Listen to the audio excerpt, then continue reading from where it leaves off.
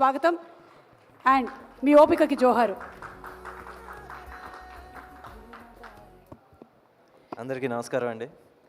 నాకు లైఫ్ ఇచ్చిన ముగ్గురు ఇక్కడే ఉన్నారు, సాయి దుర్గా తేజ్, వరుణ్ అండ్ చాలామందికి తెలియదు నిహారిక కూడా.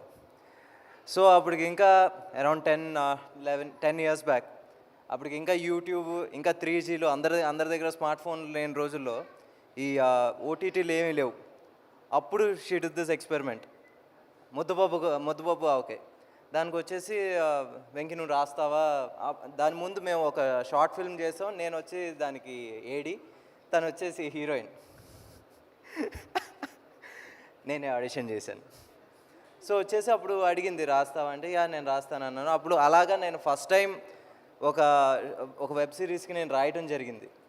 అది వచ్చేసి బ్లాక్ బస్టర్ అయింది. ఆ రోజుల్లో వచ్చేసి ఆల్మోస్ట్ 70-80 million అంత చేసినాయి మొత్తం వెబ్ సిరీస్. సో అలా చేసిన తర్వాత నేను వరుణ్కి నేను కథ చెప్తే నా గురించి రికమెండ్ చేసింది. సో అలా తొలి ప్రేమ జరిగింది. ఏది నాకు కొంచెం సిగ్గు ఎక్కువ. సో ఎదురా ఇప్పుడు అయ్యింది. సో ఎక్స్పెరిమెంట్స్ అనేది నిహారిక ఆ రోజు నుంచి చేసేది. అండ్ ఈరోజు ఇది ఎక్స్పెరిమెంట్ అన్నది నిజంగా డేరింగ్ స్టెప్. ఒక ప్రొడ్యూసర్గా వచ్చేసి ఇంత బడ్జెట్తో ఇంతమందిని లాంచ్ చేయటం. అండ్ ఇందాక ఎవరో చెప్పారు కంఫర్ట్ లెవెల్స్ కూడా మాకు ఏంటి కొత్త వాళ్ళకి కాబట్టి తక్కువగా చూడటం అనేది ఎప్పుడు జరగలేదన్న.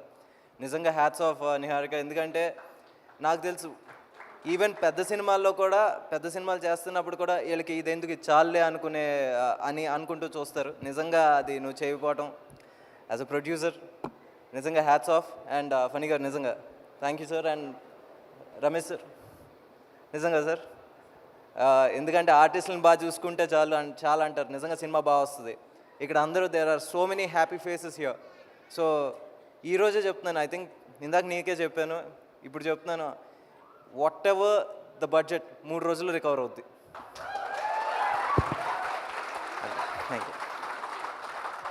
Thank you so much. పైసా వసూల్ స్పీచ్ ఇది. అండ్ ఎస్, సాయి కుమార్ గారి డైలాగులు మనకి ఎంత ఐకానికో చెప్పక్కర్లేదు. ఇందాకే పణి గారు చెప్పారు. అసలు అగ్ని ఆ డైలాగ్ ఏదైతే ఉందో, వింటర్లో మనం చలిమంటలు వేసుకుని